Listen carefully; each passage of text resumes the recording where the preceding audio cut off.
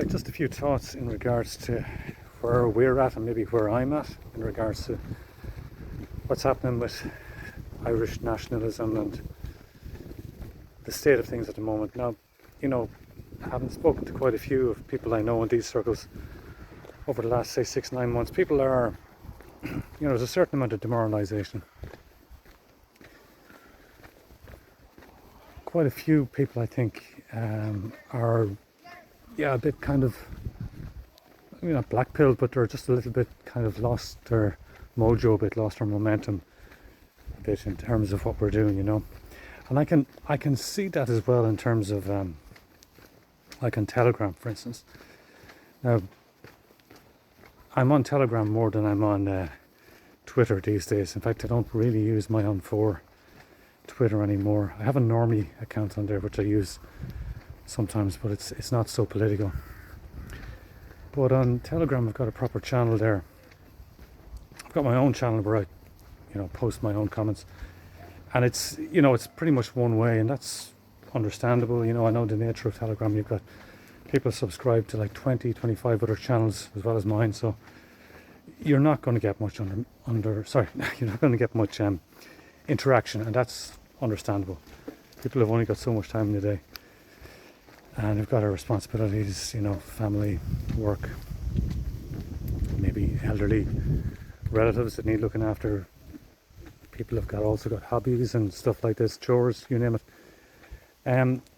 But what I find is, like, whilst Twitter used to be a place where you could kind of come together and kind of cooperate and pool your ideas and sort of come up with strategies or ways of kind of moving things forward, Telegram is kind of fallen by the wayside in that respect. I find it's much more kind of siloed, it's much more scattershot. People are not, in my experience, people are not coming together and working together and cooperating and coming up with ways of sort of progressing, of moving, Irish nationalism, moving it forward like that. I don't see that happening much in Telegram. Like, even from my own experiences, like being in a Telegram group, and I was previously in a Twitter group, and it worked pretty well. Like, there was a lot of people pulling together, and sort of everyone in the various nationalist groups I was in, everyone was kind of making an effort, everyone was contributing. That's not the way in Telegram, from what I find. You'll be in a Telegram group or two, and you'll have one or two people doing the running, and most other people kind of just sitting back and really not doing much at all, and not kind of responding, not interacting, not giving their 2 cents, not giving any kind of constructive suggestions or ideas about where do we go from here. Now I put some of that down to a little bit of the demoralization I mentioned a few minutes ago, and I put some of it down to the fact that all of us have gotten older.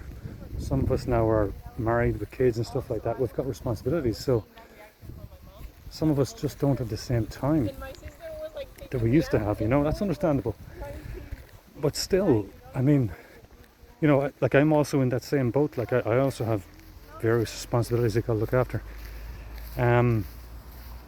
But I do find Telegram, like, it's just, even as so much as I like it in terms of, I've got my own channel and I kind of post stuff out, and it's almost like an archive. Okay, these are all the articles, these are all the videos, these are all the various items that I find useful, and it's like a store. And if somebody responds to me, it's a bonus, and most times they don't, and that's fine. I can always just kind of check back to see what I was talking about 6 months ago, 18 months ago, and from that point of view, it's really good, like a store of knowledge, if you like. But I definitely find that Telegram, you don't get that same cohesion, you don't get that same cooperation of people kind of working together and trying to contribute. Like, the reciprocity, it just isn't there. That's what I find with Telegram. I just find that people aren't, like I mentioned, I was in one or two groups, still am in. I'm not sure. No, I actually left. I left one or two of the groups I was in because, and it was, a lot of it was down to, like, And this is no disrespect or no offense to anyone else in these groups that I was in, you know, but there just wasn't that reciprocity, you know. Like I was putting in the hard yards, you know. Like every day I was there coming up with ideas, suggestions, strategies, you know, pulling stuff from the internet or whatever, or from real life, and saying, what about this, guys? You know, or I've just found this article, or I found this YouTube video, or here's something happening in Ireland or somewhere else, and maybe we can take ideas from this. But I just wasn't getting much back, you know. I wasn't like there wasn't the same input from quite a few of the people around me. And some of those same people, like, who were very good a few years back on Twitter, and were really kind of putting in the effort and making as much kind of contributions as me. And it just sort of fell away on Telegram, you know. And it was almost like I was just shouting into the wind. You know, I'm making all this effort and I'm getting nothing back, or very little back. One or two people, like, and you know, they probably know who they are after watching this. One or two people who were kind of responding and giving their thoughts, and, you know, kind of maybe even criticism here or there, constructive criticism, that's fine. But like, for other people, it was just like this void, this emptiness, like tumbleweed, nothing. And it's not that they weren't there, they were there. You know, I mean, the same people were posting on Twitter and sometimes doing YouTube videos. So it wasn't like they'd gone away. It's just like they're choosing, I'm not going to respond on Telegram. I'm not going to respond to this guy on Telegram. In some cases, who I've known for like 10 years. You know, in one case, like, I don't want to go point the fingers or anything, but, you know, when there's someone who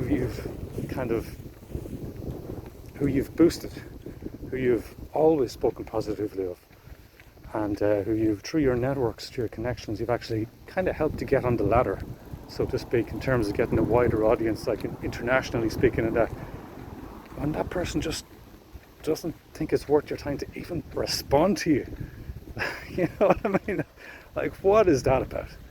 And I don't blame that particular person really as such, you know, like, but I think that's more so what Telegram kind of does to people in a way.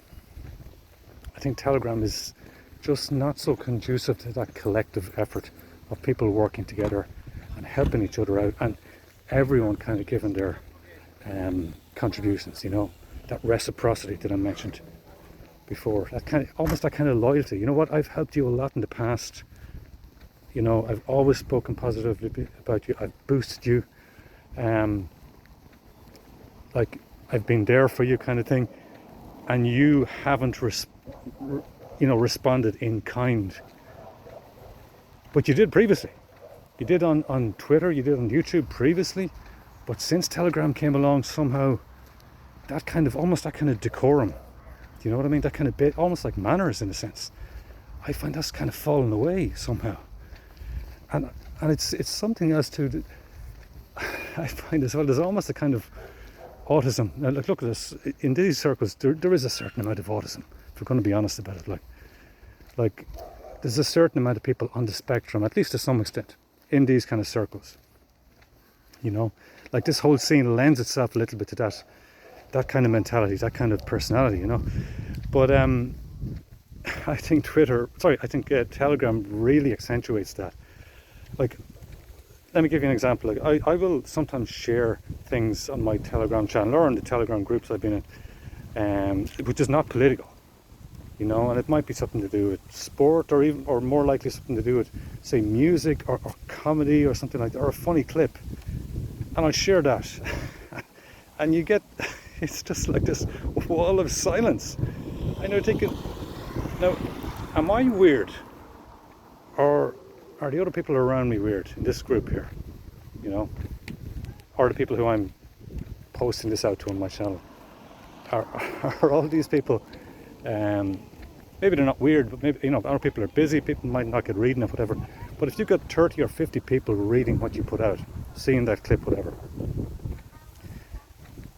and there's not one kind of funny kind of reply, there's not one kind of laughing emoji, there's nothing. Then you're thinking, okay, this maybe that clip wasn't so funny after all. And then you share it with family members or friends or even work colleagues, and they're in stitches. They, they are laughing, they're ruffled, they are literally like that. You know what I mean? They respond to it as how a normal person would, you know. And they're thinking, okay, no, actually, I'm not the weird one here. You know, it's like, how's it going? It's the people around me in Telegram that are fucking weird, you know. And that's what I mean about the kind of autistic kind of thing, in a sense. Like, Telegram, I think, has a little bit of that. If you have certain autistic tendencies, I think Telegram accentuates that, you know. And, you know, and for myself personally, I've always felt a little bit like I'm a little bit of I'm not your typical kind of person for these kind of circles, like nationalism, patriotism. You know, I don't really look the part for a start, like, you know, I'm kind of this kind of skinny guy and wearing glasses, and I'm a little bit, whatever, middle class in some respects or whatever. You know, I'm not the typical kind of person you would see online speaking about nationalism in Ireland, whatever, speaking about mass immigration, demographics, etc. I'm atypical, you know, and in a way I don't kind of fit in with the whole kind of crowd in a sense. But Telegram really kind of makes that clear. Now there are people in our circles who are maybe a bit more normal in a way, who are less autistic, you could say. Yeah, I mean, I don't know, man. I'm sort of floundering a little bit. Yeah, you kind of think, where do you go from here? Where do we go from here? You know, there's a bit of doubt about where we are at the moment in terms of Irish nationalism, you know.